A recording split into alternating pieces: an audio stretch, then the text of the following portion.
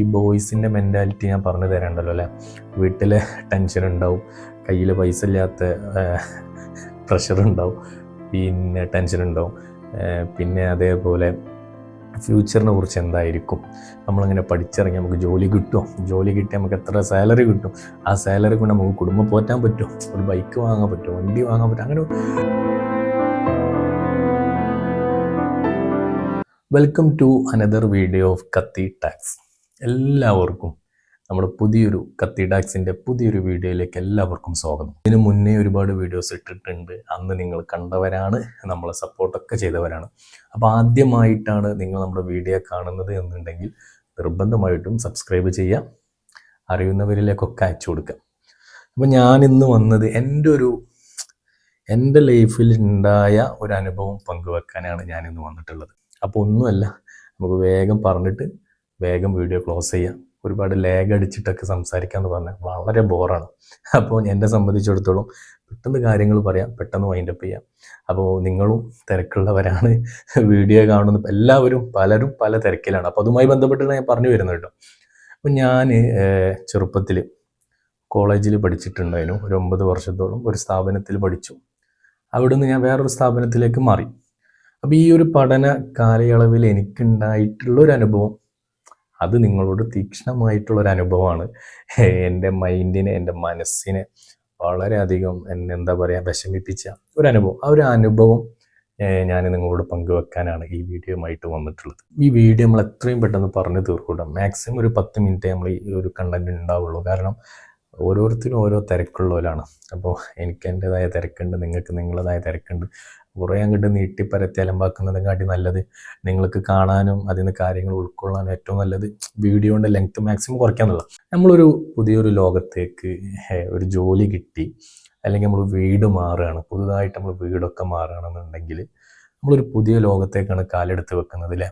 അപ്പോൾ ഇനിയിപ്പോൾ അന്ന് നമ്മൾ വിവാഹം കഴിച്ചു, പെൺകുട്ടികളൊക്കെ വിവാഹം കഴിച്ചു, പുതിയൊരു വീട്ടിലേക്ക് പോകുമ്പോൾ തീർത്തും അപരിചിതരാണ്, സ്ട്രേഞ്ചേഴ്സാണ് നമുക്ക് അവിടെ ഉള്ളത്. അതിന് ജോലി ആയാലും വേണ്ടില്ല, പുതിയ വീടായാലും വേണ്ടില്ല. കാരണം നെയ്ബേഴ്സിനൊക്കെ അയൽവാസികളൊക്കെ സെറ്റായി വരുമ്പോഴേക്ക് ഒരു 1-2-3 മാസമൊക്കെ കഴിയുമല്ലോ. കാലയളവിൽ ഞാൻ നേരത്തെ പറഞ്ഞു, ഒരു സ്ഥാപനത്തിന് അടുത്തൊരു കോളേജിലേക്ക് പോകേണ്ടി വന്നപ്പോൾ ഉണ്ടായ എൻ്റെ ഒരു അനുഭവമാണ് ഞാൻ നിങ്ങളോട് പങ്കുവെക്കുന്നത്. അതിൽ നിന്ന് എന്തോ ഒരു കാര്യം ഉണ്ടെന്ന് എനിക്ക് തോന്നിയിട്ടോ, അതുകൊണ്ട് മാത്രമാണ് ഞാൻ ഈ വീഡിയോയിൽ വന്നിട്ടുള്ളത്. ഞാൻ ആ പുതിയൊരു സ്ഥാപനത്തിലേക്ക് എത്തി. നമ്മളെ പ്രത്യേകിച്ചിട്ട് ഈ ബോയ്സിൻ്റെ മെൻറ്റാലിറ്റി ഞാൻ പറഞ്ഞു തരേണ്ടല്ലോ അല്ലേ. വീട്ടിൽ ടെൻഷൻ ഉണ്ടാവും, കയ്യിൽ പൈസ ഇല്ലാത്ത പ്രഷറുണ്ടാവും, പിന്നെ ടെൻഷൻ ഉണ്ടാവും, പിന്നെ അതേപോലെ ഫ്യൂച്ചറിനെ കുറിച്ച് എന്തായിരിക്കും, നമ്മളിങ്ങനെ പഠിച്ചിറങ്ങി നമുക്ക് ജോലി കിട്ടും, ജോലി കിട്ടി നമുക്ക് എത്ര സാലറി കിട്ടും, ആ സാലറി കൊണ്ട് നമുക്ക് കുടുംബം പോറ്റാൻ പറ്റും, ഒരു ബൈക്ക് വാങ്ങാൻ പറ്റും, വണ്ടി വാങ്ങാൻ പറ്റും, അങ്ങനെ എന്താ പറയുക 100 ചിന്തകളായിരിക്കും ഒരു ബോയ്സിൻ്റെ ഒരു ആൺകുട്ടിയുടെ മൈൻഡിൽ ഉണ്ടാവുക. അത് നമുക്ക് എത്ര പറഞ്ഞാലും മനസ്സിലാവില്ല. ആളുകൾ മറ്റുള്ളവരുടെ മുന്നിലൊക്കെ വളരെ ചില്ലായിരിക്കും, ഹാപ്പി ആയിരിക്കും, കോമഡിയൊക്കെ പറഞ്ഞിങ്ങനെ അടിച്ച് കയറുണ്ടാവും. പക്ഷെ അവൻ്റെ ഉള്ളിൽ ഒരു എന്താ പറയുക തീക്കനൽ കത്തുന്നുണ്ടാവും, എന്താണെന്നൊന്നും അറിയാതെ. അപ്പോൾ അതുമായി അങ്ങനെയുള്ള കുറച്ച് ടെൻഷനും എൻ്റെ മൈൻഡിലൊക്കെ ഉണ്ടായിരുന്നു. എന്താ അങ്ങനെയൊന്നും പറയണില്ല. അപ്പോൾ ഞാനിങ്ങനെ റൂമിൽ ഇങ്ങനെ ഇരിക്കുമ്പോൾ എൻ്റെ ഒരു ഫ്രണ്ട്, തിക്ക് ഫ്രണ്ടാണല്ലോ, എന്നാലും നമ്മളിങ്ങനെ ഇരിക്കുമ്പോൾ ചോദിക്കില്ല എന്താണ് എൻ്റെ പ്രശ്നം എന്നുള്ള രീതിയിൽ ഒരാൾ വന്ന് എന്നോട് ചോദിച്ചു, എന്താണ് പ്രശ്നം, ഇങ്ങനെ ടെൻഷൻ അടിച്ചിരിക്കുന്നത്, ഒന്നും ഇല്ലൊക്കെ റെഡി ആയിക്കോളും, വെറുതെ ഇങ്ങനെ ഓരോന്ന് ആലോചിച്ച് കൂട്ടണ്ട എന്ന് പറഞ്ഞു പോയി. ഓക്കെ. അപ്പോൾ എനിക്ക് എന്താ പറയുക, നമുക്കിത് ഒരാളോട് ഇങ്ങനെ ഓപ്പണായി പറയണം, അല്ലെങ്കിൽ ഒരാൾ ഷെയർ ചെയ്യാൻ കിട്ടണം എന്നുള്ള മെൻറ്റാലിറ്റിയിലായിരിക്കും നമ്മളിരിക്കുക. 2-ാമത് ദിവസം ഇതേപോലെ ഞാൻ വേറെ എന്തോ ഒരു മൂഡിൽ ഇങ്ങനെ ഇരിക്കുകയാണ്. അപ്പോൾ ഒരാൾ വന്നിട്ട് ഇതേപോലെ തന്നെ എൻ്റെ ഒരു ഫ്രണ്ട് വന്നിട്ട്, വേറൊരു ഫ്രണ്ട് കേട്ടോ, അവന് വന്നിട്ട് എൻ്റെ അടുത്ത് വന്നിട്ട് ചോദിച്ചു, അന്നെ ഞാൻ 2-3 ദിവസമായില്ലടാ ശ്രദ്ധിക്കണ്, എന്താ പ്രശ്നം, എന്തായാലും ഇജ്ജ് പറയാം, നമുക്ക് റെഡിയാക്കാം എന്നുള്ള രീതിയിലാണ് പറഞ്ഞത്. ഞാനൊന്നും നോക്കിയില്ല, എൻ്റെ മനസ്സിൻ്റെ ഉള്ളിലുള്ള മാണ്ടക്കെട്ട് മുഴുവൻ ഞാൻ തുറന്നു.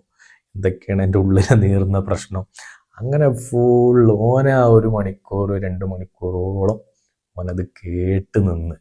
സംഭവം അവൻ്റെ കയ്യിലൊരു സൊല്യൂഷൻ ഇല്ല. എനിക്ക് കുറച്ച് പൈസ വേണേ, എൻ്റെ കയ്യിൽ എൻ്റെ അത്രയും പൈസ ഇല്ല. ഇപ്പം അൽഹംദുലില്ലാ റാഹത്താണ്. അന്നത്തെ കാര്യമായിട്ട് പറയുന്നത്. എൻ്റെ അത്രയും പൈസ എൻ്റെ കയ്യിലില്ല.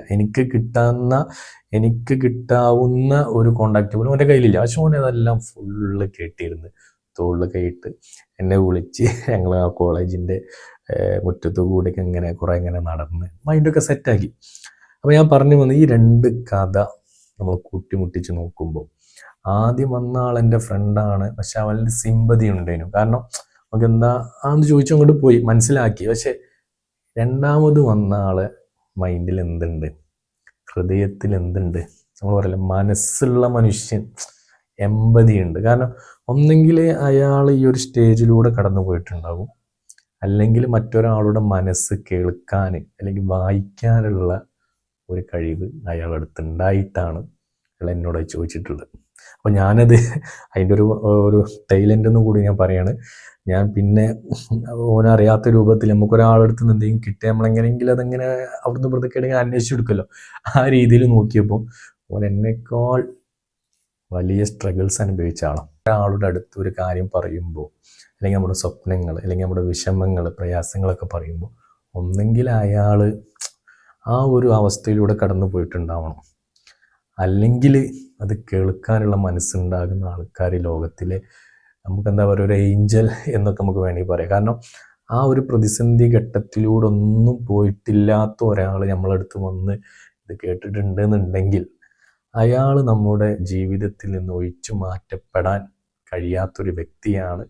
അവരെ നമ്മളൊന്നും കൂടെ നിർത്തണം. അപ്പം ഈ ഒരു തിരക്കുള്ള എല്ലാവരും സോഷ്യൽ മീഡിയകളിലാണ്, എല്ലാവരും റീലിടുന്ന തിരക്കാണ്, സ്റ്റാറ്റസ് ഇടുന്ന തിരക്കാണ്, അല്ലെങ്കിൽ സ്റ്റോറികൾ ഇടുന്ന തിരക്കാണ് അല്ലേ. ഇപ്പോൾ നമ്മളൊക്കെ ഒരു നമുക്കൊരു എന്തെങ്കിലും വിഷമഘട്ടം വന്നാൽ നമ്മളൊരു 4-5 ആൾക്കാരെ മനസ്സിലായിട്ടെങ്കിലും ചോദിക്കട്ടെ എന്ന് വിചാരിച്ചിട്ട് ചിലപ്പോൾ നമ്മൾ എന്തെങ്കിലും സ്റ്റോറി ഇടും. അപ്പോൾ ചിലവർ അതിന് കമൻ്റ് ഇടും, പിന്നെ ഓന് അറ്റൻഷൻ കിട്ടാൻ വേണ്ടിയിട്ട് ഓരോന്ന് സ്റ്റോറി ഇടുന്നുണ്ട് അല്ലെങ്കിൽ അങ്ങനെ സ്റ്റാറ്റസ് വെക്കുന്നുണ്ടെന്നൊക്കെ നമ്മൾ പറഞ്ഞ് കളിയാക്കും. പക്ഷേ അയാളുടെ ഉള്ളിൽ നീറുന്ന ഒരുപാട് കാര്യങ്ങളുണ്ടാവും. അത് നമ്മൾ മനസ്സിലാക്കാൻ ശ്രമിക്കില്ല. ആദ്യം വന്ന എൻ്റെ ഫ്രണ്ട് എന്നോട് ചോദിച്ചത് സൈലൻ്റ് ആണല്ലോ, കാര്യമാക്കണ്ടൊക്കെ റെഡിയാക്കാളൂട്ടോ എന്ന് പറഞ്ഞിട്ടോ പോയി. രണ്ടാമത് വന്ന ആൾ എന്നെ ജഡ്ജ് ചെയ്യാൻ നിൽക്കരുത്, എൻ്റെ അടുത്ത് പരിഹാരമൊന്നുമില്ല, പക്ഷെ ഞാൻ നിന്നെ കേട്ടോളാം എന്ന് പറഞ്ഞിട്ട് എൻ്റെ അടുത്ത് വന്നിരുന്ന് എനിക്ക് വേണ്ടി ടൈം സ്പെൻഡ് ചെയ്തു അല്ലേ. ഇത് രണ്ടുമാണ് സിമ്പതിയും എമ്പതിയും തമ്മിലുള്ള വ്യത്യാസം. അപ്പോൾ സിമ്പതിയേക്കാൾ ഒന്നുകൂടെ മെച്ചപ്പെട്ടത് അല്ലെങ്കിൽ ഓരോരുത്തർക്കും ഉണ്ടാകേണ്ടത് എനിക്ക് തോന്നിയത് എമ്പതിയാണ് എന്നാണ്. കാരണം സിമ്പതി കാണിക്കാൻ ലോകത്ത് 1000 പേരുണ്ടാവും, പക്ഷേ എമ്പതിയുമായിട്ട് നമ്മൾ അടുത്തേക്ക് കടന്നു വരാൻ വിരലിൽ എണ്ണാവുന്ന ആൾക്കാർ മാത്രമേ ഉണ്ടാവുള്ളൂ. ഇപ്പം ഞാൻ പറഞ്ഞു വെച്ച പോലെ എൻ്റെ ലൈഫിൽ ഉണ്ടായിട്ടുള്ള ഈ ഒരു 2 സംഭവത്തിന് അതിന് ഏറ്റവും വലിയ ഉദാഹരണമാണ്. മൻ വജദ റിഖത്തൻ ഫി ഖൽബിഹി ലിന്നാസ് ഫഖദ് ഫാസാന. മറ്റുള്ളവർക്കായി ഹൃദയത്തിൽ കനിഞ്ഞ മനസ്സുണ്ടെന്നുണ്ടെങ്കിൽ അതാണ് ഏറ്റവും വലിയ വിജയമെന്ന് അറബിയിലൊരു വാക്യമുണ്ട്. അപ്പോൾ ഞാൻ പറഞ്ഞു വന്നത്, ഒരാളെ കൂടെ ഇരുന്നിട്ട് അയാളുടെ വിഷമങ്ങൾ അയാളുടെ പ്രയാസങ്ങൾ നീ ഓക്കെ അല്ലടാ എന്ന് ചോദിക്കുന്നതിനേക്കാൾ ഉപരി അയാളെ കെട്ടിരിക്കാൻ നമുക്ക് മൈൻഡ് അല്ലെങ്കിൽ മനസ്സുണ്ടാകുക എന്നുള്ളതാണ് ഇന്നത്തെ ഈ കാലഘട്ടത്തിൽ ചെയ്യാൻ പറ്റിയ, മറ്റൊരാൾക്ക് നമ്മൾ കൊടുക്കാൻ പറ്റിയ ഏറ്റവും വലിയ ഗിഫ്റ്റ് എന്താണെന്ന് വെച്ചാൽ അയാൾക്ക് വേണ്ടി ടൈം സ്പെൻഡ് ചെയ്യുക എന്നുള്ളതാണ്. ലാസ്റ്റായിട്ട് പറയാനുള്ളത്, മുഹബത്ത് സുനേസ ഹോത്തി ഹെ ബോൽനെ സെ നഹീ. ഈ പ്രണയം എന്നൊക്കെ പറയുന്നത് ഒരുപാട് ഇങ്ങനെ സംസാരിക്കുന്നതിലൂടെയും ചാറ്റിങ്ങിലൊന്നുമല്ല യഥാർത്ഥ പ്രണയം കിടക്കുന്നത്. നമ്മളെ മനസ്സ് വായിച്ചിട്ട് നമ്മളെ കേൾക്കാൻ തയ്യാറാകുന്ന ആൾക്കാരില്ലേ, അതിലാണ് സംഭവം കിടക്കുന്നത്. മറ്റുള്ളവരെ മനസ്സിലാക്കാൻ പറ്റുന്ന ഒരു കഴിവൊക്കെ നമുക്ക് ഉണ്ടെന്നുണ്ടെങ്കിൽ അത് നമ്മൾ കണ്ടിന്യൂ ചെയ്യുക. കാരണം ഒരാളുടെ സന്തോഷത്തിൽ നമ്മളും പങ്കാളികളാകുക എന്ന് പറഞ്ഞാൽ അത് വലിയൊരു കാര്യമാണ്. അപ്പം ഇത്രയും സംഭവം എനിക്ക് പറയാനുള്ളൂ, ഒന്നുമില്ല. വളരെ ബ്രീഫാക്കി ചുരുക്കി പറഞ്ഞാൽ എമ്പതി സിമ്പതിയെ കുറിച്ചിട്ടാണ് നമ്മൾ പറഞ്ഞിട്ടുള്ളത്.